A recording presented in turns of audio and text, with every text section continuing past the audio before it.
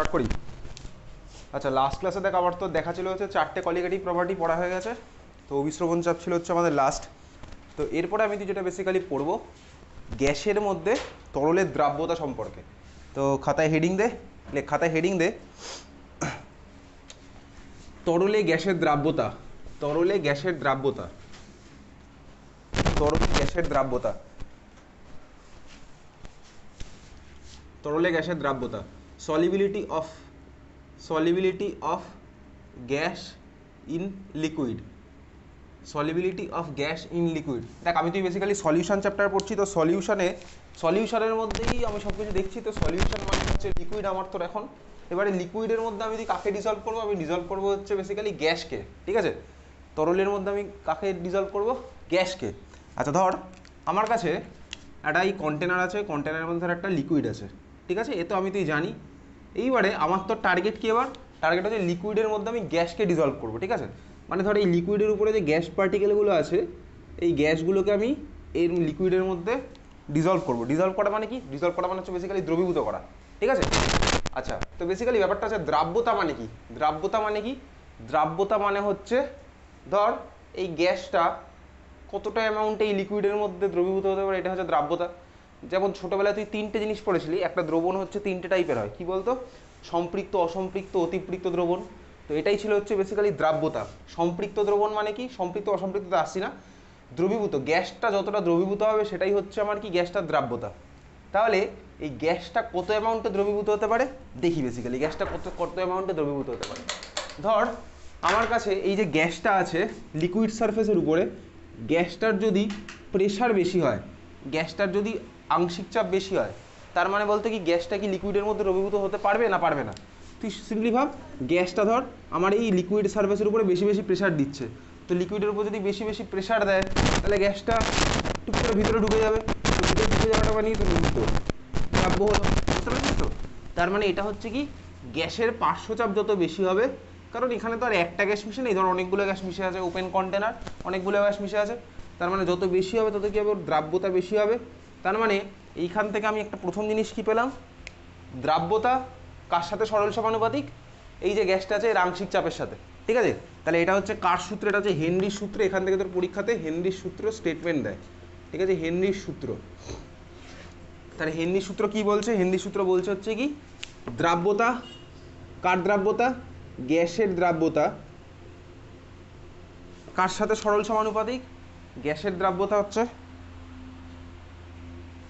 গ্যাসের দ্রাব্যতা কার সাথে সরল সমানুপাতিক, গ্যাসের আংশিক চাপ, বুঝতে পেরেছিস, আংশিক পার্শ্বচাপ, ওকে, আংশিক পার্শ্বচাপ। আচ্ছা কোন গ্যাসটা কোথায় আছে, তখন গ্যাসটা আছে হচ্ছে লিকুইড সারফেসের উপরে, ঠিক আছে। তার মানে গ্যাসের আংশিক চাপ, গ্যাসটা কোথায় আছে, অ্যাবভ লিকুইড সারফেস, এটা আমি খাতায় লিখে রাখলাম, above liquid surface, above liquid surface, clear. আচ্ছা দেখ এইবারে আমি বলতে পারি যদি গ্যাসটা যত অ্যামাউন্টে আমার লিকুইডের মধ্যে দ্রবীভূত হবে তত আমার কি হবে, এই লিকুইডটার মধ্যে গ্যাসের অ্যামাউন্ট বাড়বে। যত আমার গ্যাসের অ্যামাউন্ট বাড়বে তত আমার গ্যাসের কী হবে, মোল বাড়বে, সোজা কথা, লিকুইডের মধ্যে গ্যাসের যত মোল বাড়বে তত আমার গ্যাসের মোল ফ্র্যাকশনও বাড়বে স্বাভাবিকভাবেই। তাহলে এই সূত্রেরই আরেকটা রূপ কি, গ্যাসের দ্রাব্যতা কার সাথে সরল সমানুপাতিক, গ্যাসের মূল ভগ্নাংশ, গ্যাসের মূল ভগ্নাংশের সাথে সরল সমানুপাতিক, গ্যাসের মূল ভগ্নাংশ। গ্যাসটা কোথায় আছে তখন, গ্যাসটা হচ্ছে লিকুইডের মধ্যে, তার মানে এটা লিখলাম ইন লিকুইড, ইন লিকুইড। এইবারে দেখ আমি যে এই দুখানা ফর্মকে লিখেছি, দুখানা ফর্মকে যদি আমি কম্বাইন করে আমি বলতে পারি গ্যাসের দ্রাব্যতা এর সাথেও সরল সমানুপাতিক, গ্যাসের দ্রাব্যতা এটার সাথেও সরল সমানুপাতিক, তাহলে আমি বলতে পারি এটা এটার সাথে সরল সমানুপাতিক স্বাভাবিকভাবেই। তার মানে আমি দুখানাকে কম্বাইন করে লিখছি। আচ্ছা গ্যাসের আংশিক চাপকে কী দিয়ে ডিনোট করে, এটাকে ডিনোট করে হচ্ছে এইরকম, এটাকে ডিনোট করে কি, পার্শিয়াল প্রেশার মানে হচ্ছে স্মল পি, আর নিচে হচ্ছে গ্যাস, দেখ লিখেছি অ্যাবভ লিকুইড সারফেস। তাহলে আমি দুখানাকে কম্বাইন করে লিখছি কি, partial pressure of gas above liquid surface, above liquid surface, এটা কার সাথে সরল সমানুপাতিক হবে, এটা হবে হচ্ছে ভাই গ্যাসের মূল ভগ্নাংশের সাথে সরল সমানুপাতিক। আচ্ছা মূল ভগ্নাংশকে কী দিয়ে লিখি, ক্যাপিটাল এক্স দিয়ে। তাহলে লিখছি এখানে এটা কার সাথে সরল সমানুপাতিক গেল, capital x of gas in liquid, ঠিক আছে। আচ্ছা এইবারে আমি পরের লাইনে করবো, সরল সমানুপাতিক সাইন তুলে দিই, তাহলে আমার কি আসছে, আমি একেবারে এখানেই তুলে দিলাম, সরল সমানুপাতিক সাইন তুলে দিলে আমাকে একটা ইকুয়ালস টু সাইন আর একটা কনস্ট্যান্ট আনতে হবে। সেই কনস্ট্যান্টটা হচ্ছে কে আসলো, কে এইচ, ঠিক আছে, কে এইচ ইন্টু এক্স, তার মানে এটাকে বক্স করে রাখছি। কে এইচ মানে কি, কে এইচকে বলে হচ্ছে হেনরির ধ্রুবক, হেনরির ধ্রুবক, ঠিক আছে, হেনরিস কনস্ট্যান্ট। কে এইচটাকে কি বলবো, হেনরিস কনস্ট্যান্ট, হেনরিস কনস্ট্যান্ট, বোঝা গেছে? তাহলে partial pressure of gas above liquid equals to K H into solubility, mole fraction of gas in liquid. Partial pressure of gas above liquid, লিকুইডের উপরে গ্যাসের আংশিক চাপ কার সাথে সরল সমানুপাতিক, মূল ভগ্নাংশ অফ গ্যাস ইন লিকুইড, বোঝা গেছে এটা? তাহলে খাতায় তুই ফর্মুলাটা এরকম লিখে রাখছিস, এখান থেকে অঙ্ক আসে না, অঙ্ক আসলেও সোজা সোজা আসবে, কীরকম আসবে তোকে দুটোর ভ্যালু দিয়ে দেবে, একটার ভ্যালু বার করতে হবে, ঠিক আছে? তো এই ছিল হচ্ছে আমার হেনরি সূত্রের গাণিতিক রূপ, ক্লিয়ার, বুঝলি? আচ্ছা, তোকে যদি এখান থেকে প্রশ্ন করে হেনরি ধ্রুবকের একক কী হবে, হেনরি ধ্রুবকের একক কী হবে, মূল ভগ্নাংশ, মূল ভগ্নাংশের কোনো একক আছে? মূল ভগ্নাংশ একক নেই, তার কারণ হচ্ছে মূল ভগ্নাংশ মানে মোল বাই মোল, তাহলে এটা একক লেস, তাহলে কে এইচের ইউনিট কী হবে, প্রেশারের যে ইউনিট হবে তাই, ঠিক আছে, প্রেশারের যে ইউনিট হবে তাই, ওকে? তাহলে কে এইচের ইউনিট হচ্ছে প্রেশারের ইউনিটের সমান, বোঝা গেছে? আচ্ছা, এইবারে খাতায় হেডিং দে, লেখ কে এইচের বৈশিষ্ট্য, কে এইচের বৈশিষ্ট্য, কে এইচের বৈশিষ্ট্য, কে এইচের বৈশিষ্ট্য। দেখ বেসিক্যালি এই যে ইকুয়েশনটা আমি তুই লিখেছি, ইকুয়েশনটাকে আমি এরকম বলতে পারি, দেখ partial pressure of gas above liquid, একটা গ্যাসের আংশিক চাপ কত হচ্ছে এটা তো আমি পরীক্ষায় মেজার করতেই পারি, অবভিয়াসলি পরীক্ষা আমি এক্সপেরিমেন্টালি মেজার করব। দেখ গ্যাসের মূল ভগ্নাংশ, এটা আমি কীভাবে ক্যালকুলেট করবো, ক্যালকুলেট করে বার করবো, সোজা কথা গ্যাসের মূল ভগ্নাংশ, তার মানে দেখ আমি যদি কে এইচের ভ্যালু বার করতে চাই আমি বার করতে পারবো, কীভাবে বার করতে পারবো, দেখ এটা হচ্ছে আমার কি বলতো ওয়াই, কে এইচ হচ্ছে বেসিক্যালি আমার এম, আর এটা হচ্ছে কি এক্স, তার মানে ওটা কোন ইকুয়েশনের সাথে equal, Y equals to M X, Y equals to M x, তাহলে Y equals to M X মানে স্ট্রেট লাইন, ঠিকই বলেছিস। তার মানে ধর ল্যাবে যদি কোনো আমি একটা এক্সপেরিমেন্ট করি, আলাদা আলাদা ধর মূল ভগ্নাংশে আমি আলাদা আলাদা প্রেশার পাচ্ছি, তাহলে ধর এই অ্যাক্সিসে হচ্ছে আমার মানে ওয়াই অ্যাক্সিস হচ্ছে partial pressure of gas, X অ্যাক্সিসে হচ্ছে আমার মূল ভগ্নাংশ অফ গ্যাস, আমি যদি গ্রাফটা পাবো হচ্ছে এরকম সোজা কথা, বুঝতে পেরেছিস তো? Partial pressure of gas y equals to M x, straight line passing through the origin, এটা হচ্ছে আমার ওয়াই ইকুয়াস টু এম এক্সের গ্রাফ, ক্লিয়ার, বোঝা গেছে?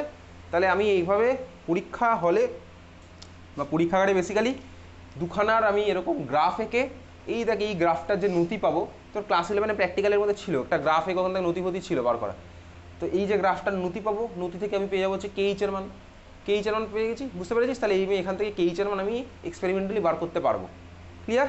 তাহলে এক নম্বরে এই গ্রাফটা এঁকে রাখলি, জাস্ট কিছুই না, y equals to M x, তাহলে পি আর এক্স হচ্ছে আমি দুখানা অ্যাক্সিসে নিলাম, এই গ্রাফ সিম্পল, এই গ্রাফটা রাখতে 3 সেকেন্ড টাইম লাগছে, বুঝতে পেরেছিস? পরেরটা লেখ 2 নম্বর পয়েন্ট, এটা বৈশিষ্ট্যের মধ্যে 1 নম্বর ছিল হচ্ছে এই গ্রাফটা বেসিক্যালি, 2 নম্বর লেখ, আলাদা আলাদা গ্যাসের জন্য কে এইচের মান আলাদা হয়, আলাদা আলাদা গ্যাসের জন্য কে এইচের মান আলাদা হয়, আলাদা আলাদা গ্যাসের জন্য কে এইচের মান আলাদা হয়।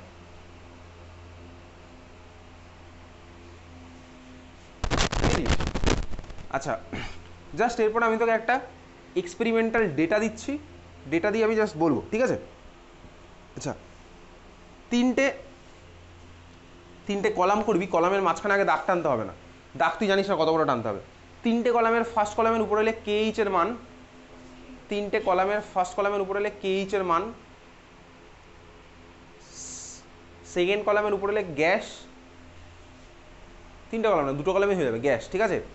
আচ্ছা, 2টো কলামই হয়ে যাবে, কে এইচের মান ফার্স্টটা লেখ 140, গ্যাসটা লেখ হিলিয়াম, পরেরটা কে এইচের মান লেখ 75, হিলিয়াম, গ্যাসটার নাম লেখ হিলিয়াম, কে এইচের মান পরেরটা লেখ 75, গ্যাসটার নাম লেখ হাইড্রোজেন, পরেরটা লেখ 35, গ্যাসটা লেখ অক্সিজেন, ঠিক আছে? আচ্ছা, এই দেখ 3টে গ্যাসের যে মান দিয়েছি, তুই বলতো 3টে গ্যাসের মধ্যে কোনটা জলে সবচেয়ে বেশি দ্রবীভূত হয়, 3টে গ্যাসের মধ্যে কোনটা দ্রাব্যতা জলে সবচেয়ে বেশি? অক্সিজেন, অবভিয়াসলি অক্সিজেনের দ্রাব্যতা জলের মধ্যে সবচেয়ে বেশি। কীভাবে বুঝবো? আরে ভাই, যদি আমার জলের নিচে অক্সিজেন না থাকতো তাহলে জলের নিচে যে প্রাণীগুলো আছে ওরা বেঁচে থাকতো কীভাবে? সিম্পলি, ঠিক আছে? তো জলের নিচে আমার অক্সিজেন, জলের নিচে হাইড্রোজেনও থাকে না, হিলিয়ামও থাকে না, হিলিয়াম তো বরঞ্চ বেলুনে ভরি উপর দিকে উঠলে হিলিয়াম উড়ে পালিয়ে যায়, ঠিক আছে? তো ভ্যালুগুলো দেখে এবার তুই বলতো, দেখ 3টে গ্যাসের মধ্যে কার ভ্যালু সবচেয়ে কম বলতো? অক্সিজেন। দেখ ভ্যালু যত কম হয় তত হচ্ছে আমার কী হয় বলতো, দ্রাব্যতা তত বেশি। ঠিক আছে, তার মানে খাতার মধ্যে বক্স করে এটা জাস্ট লিখে রাখ, এইভাবে লিখে রাখবি KH ইনভার্সলি প্রপোর্শনাল মানে কি 1/, গ্যাসের দ্রাব্যতা। ঠিক আছে, ইনভার্সলি মানে এইভাবেই লিখি, তাহলে এটা লিখে বক্স করে রাখবি। এখান থেকে কিন্তু MCQ তোকে কোশ্চেন করবে, KH ইনভার্সলি প্রপোর্শনাল টু গ্যাসের দ্রাব্যতা, মানে ইনভার্সলি মানে 1/, গ্যাসের দ্রাব্যতা। ওকে, KH ইনভার্সলি প্রপোর্শনাল টু গ্যাসের দ্রাব্যতা, বোঝা গেছে? KH ইনভার্সলি প্রপোর্শনাল টু গ্যাসের দ্রাব্যতা। আচ্ছা, এবার 3 নম্বর পয়েন্টটা চলে যাই। এবার তুই বল টেম্পারেচার বাড়ালে, 3 নম্বর পয়েন্টটা লেখ উষ্ণতার উপর নির্ভরশীলতা। 3 নম্বর পয়েন্টটা লেখ উষ্ণতার উপর নির্ভরশীলতা। উষ্ণতার উপর নির্ভরশীলতা, উষ্ণতার উপর নির্ভরশীলতা।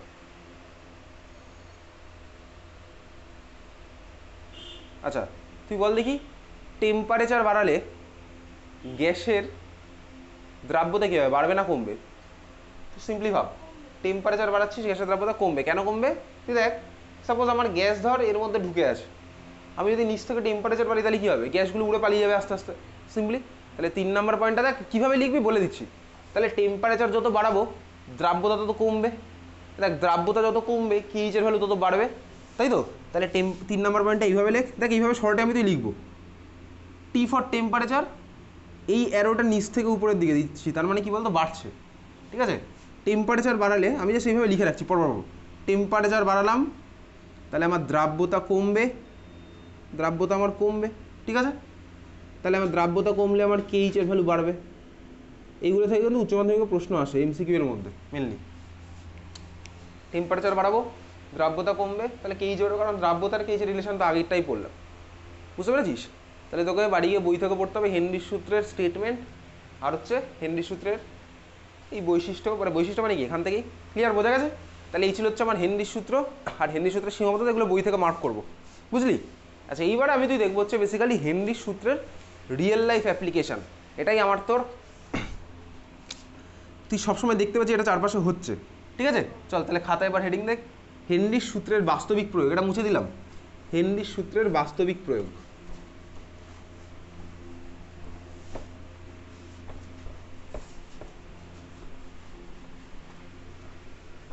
হেনরির সূত্রের বাস্তবিক প্রয়োগ,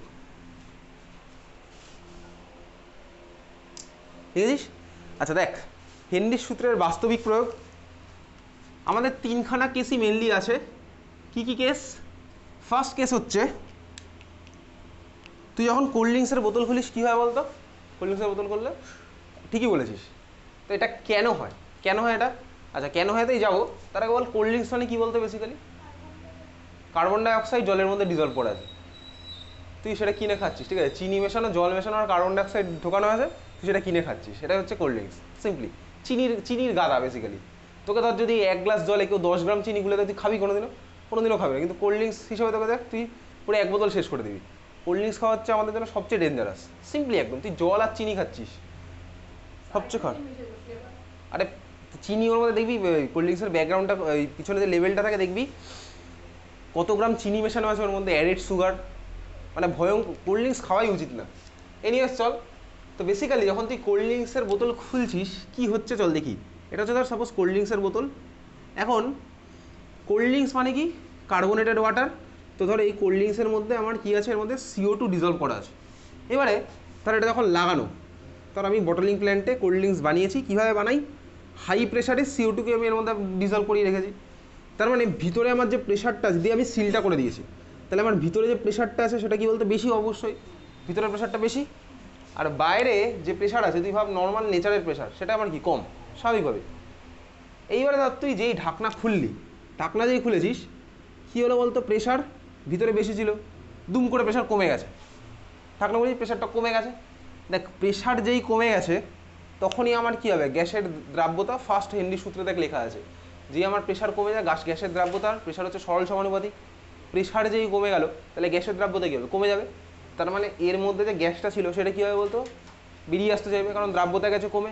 এই যদি বেরিয়ে আসতে চায়, ওই যখন বেরিয়ে আসবে তখনই কী করে বলতো?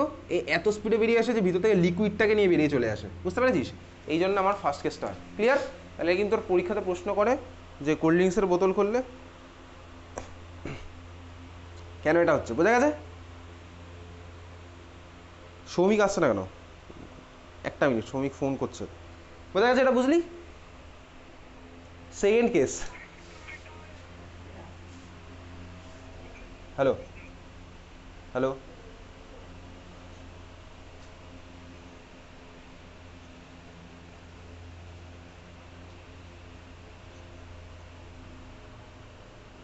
হ্যাঁ হ্যাঁ চলে আয়। হুম, বোঝা গেছে এটা সেকেন্ড কেস। আচ্ছা এইবারে দেখ সেকেন্ড কেস কি, আমি বেসিক্যালি এটা বইয়ের মধ্যে ডিটেলসে লেখা আছে। ডিটেলসে মানে কি, এটাই লেখা আছে, বুঝতে পেরেছিস? ক্লিয়ার? এবারে ধর আমি তিনটে জায়গায় তোকে নিয়ে যাচ্ছি। কোথায় কোথায় নিয়ে যাচ্ছি? তিনটে জায়গা ধর আঁকলাম। এটা হচ্ছে সাপোজ এটা হচ্ছে তোর সমুদ্রপৃষ্ঠ, ঠিক আছে? এটা সমুদ্রপৃষ্ঠ। এটা হচ্ছে ধর একদম কোথায়, জলের নিচে, সমুদ্রের নিচে, সেই জায়গাটা যেখানে গভীরতা সবচেয়ে বেশি। আর এটা হচ্ছে সাপোজ মাউন্ট এভারেস্ট, ঠিক আছে? ধর এটা যে দীঘা। আচ্ছা ধর তোকে আমি দীঘাতে আঁকলাম, মানে তুই ধর দীঘাতে গেছিস, আমি অ্যাজিউম করলাম। তুই মাউন্ট এভারেস্টের উপরে গেছিস কিনা জিজ্ঞেস করছি না, আর এই সমুদ্রের নিচে এইখানটাতেও গেছিস কিনা জিজ্ঞেস করছি না। আচ্ছা বলতে পারবি এই তিনটে জায়গার কোথায় তোর প্রেশার, মানে কোথায় প্রেশার সবচেয়ে বেশি? জলের নিচে প্রেশার হচ্ছে সবচেয়ে বেশি। কেন প্রেশার সবচেয়ে বেশি? তার কারণ দেখ বেসিক্যালি এই যে আমি তুই বেঁচে আছি, আমাদের উপরে সবসময় নিচের থেকে একটা প্রেশার আসছে, অ্যাটমসফেরিক প্রেশার বলে সেটাকে।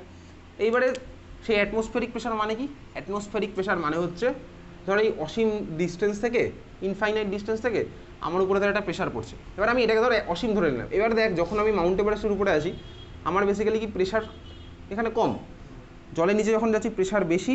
আর ধর এই দীঘাতে আছি তাহলে প্রেশার এখানে মাঝামাঝি, সোজা কথা। তিনটে প্রেশারে ধর আমি আঁকলাম। এইবারে ধর আমি কোথায় যাচ্ছি, ধর যাবো হচ্ছে মাউন্ট এভারেস্টের উপরে। যত আমি আস্তে আস্তে দেখ পাহাড়ের উপরের দিকে যাচ্ছি, তত আমার কী হচ্ছে বলতো, প্রেশার আমার কমছে। প্রেশার যদি কমে তাহলে আমার কী হবে বলতো, অক্সিজেনের সলিবিলিটি বাড়বে না কমবে? প্রেশার যত কমছে, প্রেশার যত কমছে তত হচ্ছে আমাদের অক্সিজেনের সলিবিলিটি কমছে, সোজা কথা। মানে ব্লাডের মধ্যে অক্সিজেন ডিজলভ হচ্ছে না, বুঝতে পারলি? তো ব্লাডের মধ্যে যদি অক্সিজেন ডিজলভ না হয়, এইবারে আস্তে আস্তে তোর কী হবে, তোর ব্রেনে আস্তে আস্তে কম অক্সিজেন যাবে। ব্রেনে অক্সিজেন সাপ্লাই বন্ধ হয়ে গেলে তুই কী দেখবি বলতো, উল্টোপাল্টা জিনিস দেখবি, হ্যালুসিনেশন স্টার্ট হয়ে যাবে, বুঝতে পারলি তো? তার মানে এটাকেই বলে হচ্ছে অ্যানক্সিয়া। অ্যানক্সিয়া, ক্লিয়ার? হেনরি সূত্রের অ্যাপ্লিকেশন বেসিক্যালি, ঠিক আছে? এইবারে দেখ সবাইকে মাউন্ট এভারেস্টে যাওয়ার দরকার নেই, তুই কিছু কিছু লোককে নিয়ে দার্জিলিংয়ে যায় না, তাতেই মাথা ঘোরাবে, দেখবি পাহাড়ের উপরে উঠলেই মাথা ঘোরায়, ঠিক আছে? তার মানে এই হচ্ছে আমার বেসিক্যালি অ্যানক্সিয়া, ক্লিয়ার? মাউন্ট এভারেস্ট উপরে যেতে হচ্ছে না, তুই দার্জিলিংয়ে নিয়ে যা, লোকের মাথা ঘোরাতে শুরু করে দেয় কিছু কিছু লোকের। এই হচ্ছে আমার তাহলে অ্যানক্সিয়া, বুঝলি? দীঘাতে থাকলে তোর কোনো ক্ষতি হবে না স্যার, দীঘাতে থাকলে কোনো অসুবিধা হবে না, তোর সমুদ্রের হাওয়া লেগে ঠান্ডা লাগতে পারে, সেটার সাথে হেনরি সূত্রের কোনো রিলেশন নেই। এবার হচ্ছে এই কেসটা, সমুদ্রের নিচে। সমুদ্রের নিচে, আচ্ছা সমুদ্রের নিচে কি এত নিচে তো কেউ যেতেই পারেনি কোনো দিন। সমুদ্রের নিচে এত নিচে কেউ কি যেতে পেরেছে? পারেনি ভাই। লাস্ট ইয়ার দেখবি একটা নিউজ ছিল না, কি নিউজ ছিল বলতো, এই টাইটান, শুনেছিলি? টাইটানিকের ধ্বংসাবশেষ দেখতে গিয়ে পুরো প্রেশারে মারা গেছে। তো যাই হোক, 3 নম্বর কেস বেসিক্যালি সমুদ্রের অত নিচে না, সমুদ্রের একটু নিচে যাওয়াই যায়। ধর এটা হচ্ছে সমুদ্রের নিচে, বলতো সমুদ্রের নিচে লোকে কী করতে যায়? কোথায় যায় সমুদ্রের নিচে? স্নান করতে। ওটা ওই সমুদ্রের লেভেলেই। এত নিচে যাবে, এত নিচে না, একটু নিচে কোথায় কোথায় যায়? Scuba diving, basically scuba diving. Scuba diving শুনেছিস? চল ধর, ধর তুই স্কুবা ডাইভিং করতে গেছিস। আচ্ছা এইবারে ধর তুই স্কুবা ডাইভিং করছিস, তো তুই সমুদ্রের লেভেল থেকে নিচে এসছিস। নিচে আসার ফলে তোর উপরে প্রেশার বেড়েছে না কমেছে বলতো? তোর উপরে প্রেশার বেড়েছে স্বাভাবিকভাবেই। আচ্ছা প্রেশার যখন বেড়েছে, তার মানে তোর মধ্যে অক্সিজেনের সলিবিলিটি বেড়েছে না কমেছে? বেড়েছে, অবভিয়াসলি অক্সিজেনের সলিবিলিটি বেড়েছে। কতক্ষণ বাড়বে ভাই? তোর ব্লাড যতক্ষণ অবধি নিতে পারবে ততটাই বাড়বে স্বাভাবিকভাবে। তার মানে এটা বেড়েছে, খুব ভালো কথা, কোনো অসুবিধা নেই, তোর মধ্যে অক্সিজেন বেড়েছে। এইবারে তুই তো সবসময় সমুদ্রের নিচে থাকবি না, তুই তো ওখান থেকে বেরিয়ে আসবি। খেলাটা স্টার্ট হবে হচ্ছে তুই ওখান থেকে বেরিয়ে আসার পর। তুই তোর এখান থেকে বেরিয়ে আসলি, বেরিয়ে আসার পরে কী হবে বেসিক্যালি, এইবারে তো অক্সিজেন আবার বেরিয়ে যেতে যাইবে বডি থেকে, কারণ প্রেশার আবার কমে গেছে। প্রেশার যখন কমে যায়, অক্সিজেন নাইট্রোজেন দুজনেই বেসিক্যালি, তো যখন বাইরে বেরিয়ে এসেছিস অক্সিজেন নাইট্রোজেন দুজনেই বেরিয়ে যেতে চাইবে। যখন বেরিয়ে যেতে চাইবে তাহলে বেরোবে স্বাভাবিকভাবেই, ব্লাড থেকে বেরোবে। কী হবে এবার? তুই দেখবি তোর শরীরের মধ্যে বাবলস হয়ে যাচ্ছে, বুঝতে পেরেছিস তো? ফুলে ফুলে যাচ্ছে। তার মানে এটাকেই বলে হচ্ছে বেন্ড, ক্লিয়ার? আচ্ছা কি চলে যাওয়ার সময়, আচ্ছা এইবারে বলছি, তার মানে কি হলো, তাহলে এটা হচ্ছে অক্সিজেন নাইট্রোজেন দুজনে এবার যদি বেরিয়ে যেতে চায়, এই জন্য আমার এখানে হচ্ছে যাতে না হয়, এই জন্য তাহলে কী করা হয়, এই জন্য পাঠিয়ে দেওয়া হচ্ছে এর সাথে একটা অক্সিজেন ট্যাঙ্ক, ঠিক আছে? এই ট্যাঙ্কের মধ্যে কি থাকে ভাই? তুই অক্সিজেন কীভাবে নিস? তুই তো মুখ দিয়ে নিস, তুই তার হাত পা দিয়ে আঙুল দিয়ে তো অক্সিজেন নিস না, সোজা কথা। এই ট্যাঙ্কের মধ্যে অক্সিজেন নাইট্রোজেন আর একটা ইনার্ট গ্যাস মিশিয়ে দেওয়া হয়, হিলিয়াম টিলিয়াম মিশিয়ে এমন একটা রেশিও বানানো হয় যেটাতে তোর শরীরে কোনো ক্ষতি হবে না। মানে কি, অক্সিজেন বেশি অ্যামাউন্টে ডিজলভ হবে না, যতটা অবধি তোর দরকার, যতটা অবধি গেলে তোর বডিতে বেসিক্যালি ওই বেন্ডের কেসটা দেখতে পাবো না, ফুলে ফুলে যাবে না, ততটাই বেসিক্যালি দেওয়া হয় যাতে তুই অতটাই ডিজলভ করতে পারিস, বুঝতে পারলি? তাহলে এই জন্য হচ্ছে তোকে সিলিন্ডার ট্যাঙ্ক দিয়ে এরকম নিচে পাঠিয়ে দেওয়া হবে, তারপর তুই বেরিয়ে এসে কোনো শারীরিক ক্ষতি না হয়। ক্লিয়ার? তাহলে এই হচ্ছে আমার বেসিক্যালি হেনরি সূত্রের ব্যবহারিক প্রয়োগ, বুঝতে পেরেছিস? তিনখানা কেস, প্রথমটা হচ্ছে কোল্ড ড্রিঙ্কসের বোতল ওপেন করা, সেকেন্ডটা হচ্ছে অ্যানক্সিয়া, 3 নাম্বারেরটা হচ্ছে বেন্ড। এগুলো বইয়ের মধ্যে আছে, ওকে? তাহলে চলে এইগুলো আমি আর কিছু মার্ক করছি না, এগুলো খাতায় লেখাচ্ছি না, মার্ক বই থেকে করবো। ক্লিয়ার? বোঝা গেছে হেনরি সূত্রের ব্যবহারিক প্রয়োগ। তাহলে দেখ আমি তুই বেসিক্যালি কলিগেটিভ প্রপার্টি 4খানা পড়েছি। কলিগেটিভ প্রপার্টি মানে ছিল হচ্ছে সংখ্যাগত ধর্ম, তারপরে দেখলাম হচ্ছে হেনরি সূত্র। এইবারে আমি তুই দেখবো হচ্ছে, দেখ এতদিন অবধি যা যা কোশ্চেন করেছিলাম সবকটা কোশ্চেনের মধ্যে আমার যে দ্রাবটা ছিল, দ্রাবটা কী ছিল বলতে বলেছিলাম, দ্রাবটা ছিল হচ্ছে তড়িৎ অবিশ্লেষ্য পদার্থ। তড়িৎ অবিশ্লেষ্য পদার্থ মানে কি? বেসিক্যালি যারা হচ্ছে আয়নে ভেঙে যায় না। দেখ যে কটা অঙ্ক করেছি সব কটাতে আমার কী আছে বলতো? এদের আছে অ্যালকোহল আছে, বা আছে হচ্ছে বেনজিন ছিল, বা কে ছিল ইথানল, সরি কে ছিল বল, সুক্রোজ ছিল, গ্লুকোজ ছিল, এইসব জিনিসগুলো দিয়ে দেখ আমার অঙ্ক করা। এবার সুক্রোজ গ্লুকোজ এটা হচ্ছে কি সব তড়িৎ অবিশ্লেষ্য পদার্থ। ইউরিয়া তড়িৎ অবিশ্লেষ্য পদার্থ। তড়িৎ বিশ্লেষ্য তড়িৎ অবিশ্লেষ্য কোন ক্লাসে পড়েছিলি? ক্লাস, হ্যাঁ অনুদ্বায়ী তো বটেই, তড়িৎ অবিশ্লেষ্য পদার্থ কোন ক্লাসে পড়েছিলি? এগুলো পড়েছিল হচ্ছে ক্লাস 9-10-এ। তড়িৎ বিশ্লেষ্য পদার্থ কাদের বলে, তড়িৎ অবিশ্লেষ্য পদার্থ কাদের বলে। এইবারে ধর আমি তুই লাস্ট পড়েছিলাম হচ্ছে লাস্ট ক্লাসে অবিশ্রবণ চাপ। তোর এখন আমি নিলাম হচ্ছে কাকে, একটা তড়িৎ বিশ্লেষ্য পদার্থ মানে একটা ইলেকট্রোলাইটকে নিয়েছি। সাপোজ আমি নিয়েছি হচ্ছে NaCl এর সলিউশন, NaCl এর জলীয় দ্রবণের সলিউশন, ওকে? আচ্ছা NaCl আমার উদ্বায়ী না অনুদ্বায়ী? NaCl আমার উদ্বায়ী না অনুদ্বায়ী? NaCl কি উড়ে যায় না উড়ে যায় না? অনুদ্বায়ী, এক্স্যাক্টলি NaCl হচ্ছে অনুদ্বায়ী। এইবারে ধর NaCl এর একটা জলীয় দ্রবণ বানিয়েছিস, বানিয়ে NaCl এর আমি কি মেজার করলাম? আমি ধর মেজার করলাম হচ্ছে অসমোটিক প্রেশার, অবিশ্রবণ চাপ, ঠিক আছে? এখন মেজার করব পরে, আগে আমি অবিশ্রবণ চাপের ফর্মুলা কি জানি? অবিশ্রবণ চাপের ফর্মুলা কি? পাই ইকুয়ালস টু MRT। তাহলে এই ফর্মুলা থেকে ধর আমি চেষ্টা করলাম কি অবিশ্রবণ চাপ ক্যালকুলেট করার। তাহলে খাতায় তুই এবার হেডিং দিচ্ছিস ভ্যান টফ ফ্যাক্টর, লেখ ইংলিশেই লেখ van't Hoff factor, VANT van't, HOFF van't Hoff factor. সায়েন্টিস্টের নাম হচ্ছে ভ্যান টফ, বাংলাটা ভ্যান টফ গুণক মনে হয় খুব সম্ভবত, আমি বলতে পারছি না, ভ্যান টফ ফ্যাক্টর, ওকে? আচ্ছা এইবারে ধর আমি কি করলাম, NaCl এর অভিশ্রবণ চাপ এক্সপেরিমেন্টালি বার করার আগে আমি ক্যালকুলেট করে বার করলাম। করতেই পারি, মোলারিটি অফ সলিউশন তো আমি ক্যালকুলেট করেই বার করবো, ওকে? আর এর ভ্যালু জানি, টেম্পারেচার জানি। তাহলে আমি সাপোজ ক্যালকুলেট করে দেখলাম আমার ভ্যালুটা কত আসছে, ধর 15 ATM। আমি এটা ক্যালকুলেট করে দেখলাম, ওকে? 15 ATM। এইবারে আমি এই সলিউশনটাকে কি করছি, এটা হচ্ছে ক্যালকুলেটেড ভ্যালু। ক্যালকুলেটেড ভ্যালু মানে কি? Theoretical value, theoretical value, theory থেকে আমি পাচ্ছি।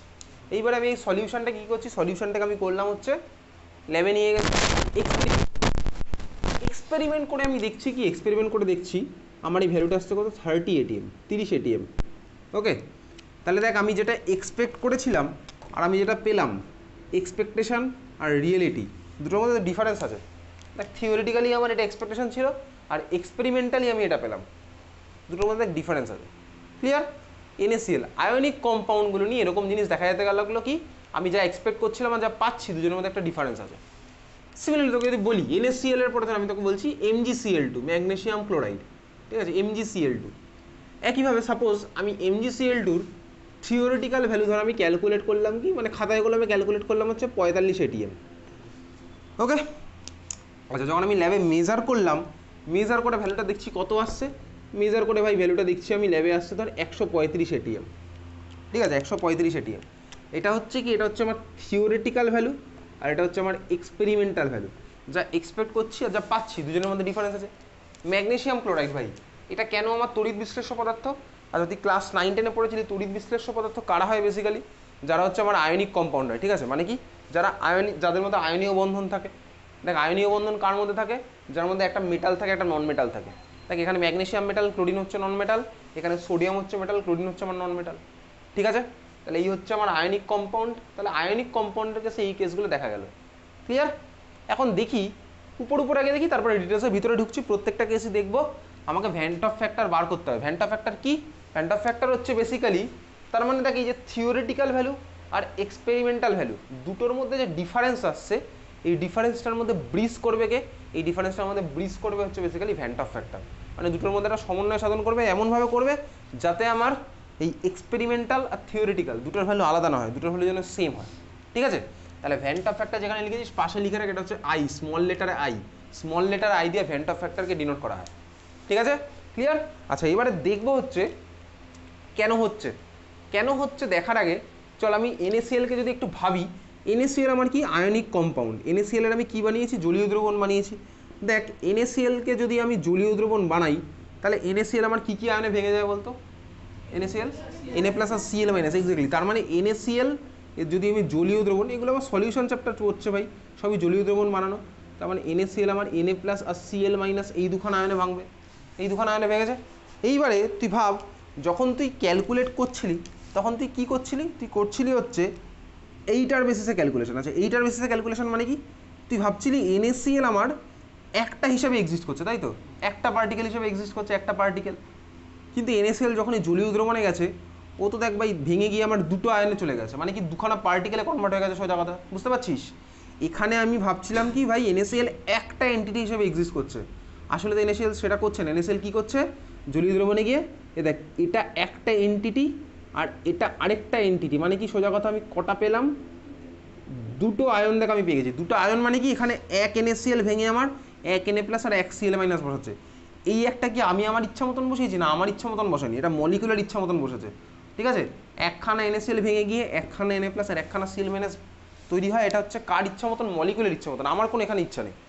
তাহলে দেখ আমি যখন এক্সপেরিমেন্টাল করার আগে যখন থিওরিটিক্যালি ক্যালকুলেট করছিলাম, আমি ভাবছিলাম কি ভাই NaCl একখানা পার্টিকেল একটা পার্টিকেল হিসেবে কনসিডার করছিলাম, তার বেসিসে ক্যালকুলেট করছিলাম। কিন্তু NaCl তো দেখ আমার জলীয় দ্রবণে গিয়ে এরকম দুখানা পার্টিকেল ভেঙে গেছে, তার মানে সলিউশনের মধ্যে নাম্বার অফ পার্টিকেল বাড়লো না কমলো বলতো? বেসিক্যালি ইন রিয়েলিটি বাড়লো, এক্স্যাক্টলি নাম্বার অফ পার্টিকেল বেড়েছে। নাম্বার অফ পার্টিকেল বেড়েছে মানেই আমার কী হবে, এগুলো সব সংখ্যাগত ধর্ম, সংখ্যাগত ধর্ম কার উপর ডিপেন্ড করে, নাম্বার অফ পার্টিকেলের উপরই ডিপেন্ড করে। তার মানে দেখ এখানে আমি ভাবছিলাম একটা, হয়ে গেছে অ্যাকচুয়ালি দুটো, একটা ভাবছিলাম হয়ে গেছে দুটো, দুটো কীভাবে, এই 1 প্লাস 1 হয়েছে আমার দুখানা।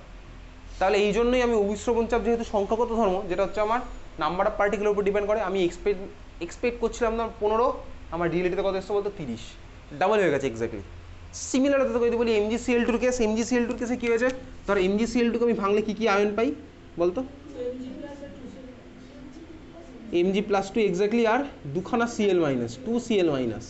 আচ্ছা, MgCl2 আগে কী হিসেবে এক্সিস্ট করছিল বলতে, একখানা হিসেবে 1 MgCl2, ভেঙে গিয়ে আমার কী বানাচ্ছে 1 Mg+2 প্লাস 2 Cl মাইনাস। তার মানে এবার আমার টোটাল আয়ন কতগুলো হলো সলিউশনের মধ্যে, তিনটে, একখানা Mg+2 আর দুখানা Cl মাইনাস, তাহলে 1 আর 2 3, তিনটে টোটাল আয়ন হলো। আগে ছিল আমার হচ্ছে একখানা, তার মানে এখন জলীয় দ্রবণে কেউ তিনটের মতন এক্সিস্ট করছে, তিনটের মতন তিনটে হিসেবে এক্সিস্ট করছে। তার মানে আমি যে এক্সপেক্ট করেছিলাম দেখ আমার 45 এক্সপেকটেশন ছিল, আর আমি পাচ্ছি কত এক্সপেরিমেন্টালি দেখো 3 গুণ, বেসিক্যালি বুঝতে পেরেছিস? তার মানে 135 এটি আমি 3 গুণ পাচ্ছি। তাহলে এটাই হচ্ছে বেসিক্যালি এই কেসটার মধ্যেই আমি এক্সপেকটেশন আর রিয়েলিটির মধ্যেই আমি ব্রিজ করবো হচ্ছে ভ্যান্ট অফ ফ্যাক্টর দিয়ে, বোঝা গেল? ক্লিয়ার? তাহলে এবার এরকম আয়নিক কম্পাউন্ড কারা কারা আছে, তাহলে হচ্ছে মেটাল নন মেটালের মাঝে, তাহলে আমি প্রত্যেকটা আয়নিক কম্পাউন্ডের এরকম দেখবো, কিছু কিছু আয়নিক কম্পাউন্ডের দেখবো, বোঝা গেছে? আচ্ছা, এটা ছিল হচ্ছে আমার কি বেসিক্যালি বিয়োজনের কেস, বিয়োজন। এবারে দেখ যারা স্ট্রং ইলেকট্রোলাইট, যারা স্ট্রং পদার্থ, তারা আমার জলীয় দ্রবণে কী হয় 100% বিয়োজিত হয়। কোথায় ছিল এগুলো, এগুলো ছিল হচ্ছে ক্লাস 11-এ কেমিক্যাল ইকুইলিব্রিয়াম চ্যাপ্টারে। যারা হচ্ছে স্ট্রং ইলেকট্রোলাইট, যারা হচ্ছে তীব্র তড়িৎ বিশ্লেষ্য পদার্থ, তারা হচ্ছে আমার কি জলীয় দ্রবণে পুরোপুরি আয়নে ভেঙে যায়, ঠিক আছে? তাদের জন্যই বেসিক্যালি আমি এই অ্যারোটা ইউজ করি, এই সিঙ্গেল হেড অ্যারো আমি তাদের জন্য ইউজ করি। সিঙ্গেল হেড অ্যারো মানে কি একদিকে যেটা হচ্ছে, এই সিঙ্গেল হেড অ্যারো হচ্ছে আমি ইউজ করি কার জন্য, যারা তীব্র তড়িৎ বিশ্লেষ্য পদার্থ, ঠিক আছে? আর যারা হচ্ছে আমার মৃদু তড়িৎ বিশ্লেষ্য পদার্থ বা মৃদুভাবে ভাঙে, তাদের জন্য আমি কি ইউজ করি বলতো, ক্লাস 11-এ পড়া এই অ্যারোটা, দেখ এই অ্যারোটা ইউজ করি হচ্ছে যারা হচ্ছে মৃদু তড়িৎ বিশ্লেষ্য পদার্থ, ঠিক আছে? এই অ্যারোটার মানে কি ছিল, এটাই ছিল হচ্ছে রাসায়নিক সাম্য, রাসায়নিক সাম্য, সাম্যাবস্থা, ক্লিয়ার, বা কেমিক্যাল ইকুইলিব্রিয়াম। তাহলে আমি তুই প্রত্যেকটা কেসই দেখবো যারা 100% ডিসোসিয়েট করছে, যারা নট ইকুয়ালস টু 100% করছে, প্রতিটা কেসে আমাকে তোকে দেখতে হবে। তার মানে দেখ যারা হচ্ছে ভাই আমার বিয়োজন করে, তাদের জন্য নাম্বার অফ পার্টিকেল কি হচ্ছে বেড়ে যায় স্বাভাবিকভাবেই। তাহলে বিয়োজন যেরকম করে সেমন উল্টোটাও পসিবল, সেটাকে কি বলে অ্যাসোসিয়েশন। বিয়োজন মানে কি ডিসোসিয়েশন, আর সংযোজন মানে হচ্ছে কি অ্যাসোসিয়েশন। তাহলে বিয়োজন যেরকম পসিবল, সংযোজনও আমার স্বাভাবিকভাবে পসিবল। আচ্ছা, সংযোজন যদি হয় তার মানে বলতো আমার মিডিয়ামের মধ্যে নাম্বার অফ পার্টিকেল বাড়বে না কমবে? যদি উল্টোটা হয় কমে যাবে, এক্স্যাক্টলি। তোর দুজনে মিলে লেগে যাচ্ছে, যদি লেগে যায় তাহলে নাম্বার অফ পার্টিকেল কমে যাবে, নাম্বার অফ পার্টিকেল কমে গেলে তখন আমি যে এক্সপেরিমেন্টাল ভ্যালু পাবো সেটা আমার কী হবে বলতো, থিওরিটিক্যালের থেকে বেশি হবে না কম হবে? কম হবে, উল্টোটা হবে। বোঝা গেল? তাহলে চল আমি তুই প্রত্যেকটা কেস নেব। তাহলে খাতায় এবার হেডিং দে, 1 নাম্বার হেডিং দে, লেখ বিয়োজন। বিয়োজন খাতায় এবার লেখ বিয়োজন। আচ্ছা, বিয়োজনের ইংলিশটা লেখ পাশে, লেখ ডিসোসিয়েশন। Dissociation, DISSOCIATION, dissociation. লিখেছিস ডিসোসিয়েশন? আচ্ছা দেখ, ডিসোসিয়েশনের মধ্যে আমি তুই এখন পড়ছি হচ্ছে বেসিক্যালি ডিসোসিয়েশন। ডিসোসিয়েশনের মধ্যে 1 নাম্বার লেখ, এর মধ্যে নাম্বার এ লিখছিস 100% বিয়োজন। 100% বিয়োজন। বিয়োজনের মধ্যে 1 নাম্বার তুই কি লিখছিস? 100% বিয়োজন। ওকে, আচ্ছা দেখ, 100% বিয়োজন কারা করে বেসিক্যালি? যারা তীব্র তড়িৎ বিশ্লেষ্য পদার্থ। সাপোজ তীব্র তড়িৎ বিশ্লেষ্য পদার্থের উদাহরণ কি? NaCl। আমি NaCl নিচ্ছি। NaCl নিয়ে তোকে দেখাবো হচ্ছে কেন আমার কোথা থেকে কি হচ্ছে। NaCl, NaCl ভেঙে গিয়ে আমার কি বানায়? Na+ আর Cl-। আচ্ছা, এই অ্যারোটার মানে কি? সিঙ্গেল অ্যারো আমরা তখনই দিই যখন হচ্ছে আমার 100% ডিসোসিয়েশন হয়, মানে বেসিক্যালি তীব্র তড়িৎ বিশ্লেষ্য পদার্থের জন্য। আচ্ছা, এই যে ভ্যান্ট অফ ফ্যাক্টর লিখেছিলাম, ভ্যান্ট অফ ফ্যাক্টর মানে কি? জাস্ট কথায় লিখে রাখি, তোকে পরীক্ষা সংখ্যা চাইলে দিতে পারে, এখন অবধি দেয়নি, ঠিক আছে? Van't Hoff factor equals to কোথাওটা লিখে রাখ, লেখ এরপরেই লিখে রাখ। ভ্যান্ট অফ ফ্যাক্টর সবার জন্য আমাকে তোকে বার করতে হবে। এরপরে লেখ, কোথায় লিখবি? NaCl এর পরে লিখ, বা সামনে জায়গা থাকলে লিখতো, আছে জায়গা, একটা কথা লিখবো, ডিভাইডেড বাই আরেকটা জিনিস লিখবো। ওকে, আচ্ছা লেখ I ইকুয়ালস টু, লেখ vent Hoff factor I equals to, I মানে vent Hoff factor, I equals to লেখ এইভাবে লিখছি, দেখ একটা দাগ দেবো, মানে কি দাগটা পরে দিস, সামথিং বাই সামথিং হবে। লেখ বিয়োজন বা সংযোজনের পরে মোট মোল, উপরে লিখছিস বিয়োজন বা সংযোজনের পরে মোট মোল, বিয়োজন বা সংযোজনের পরে মোট মোল, বিয়োজন বা সংযোজনের পরে মোট মোল, দাগ দিয়ে নিচে লিখছিস বিয়োজন বা সংযোজনের পূর্বে মোট মোল, বিয়োজন বা সংযোজনের পূর্বে মোট মোল, পূর্বে মানে আগে, ঠিক আছে? বিয়োজন বা সংযোজনের আগে মোট মোল।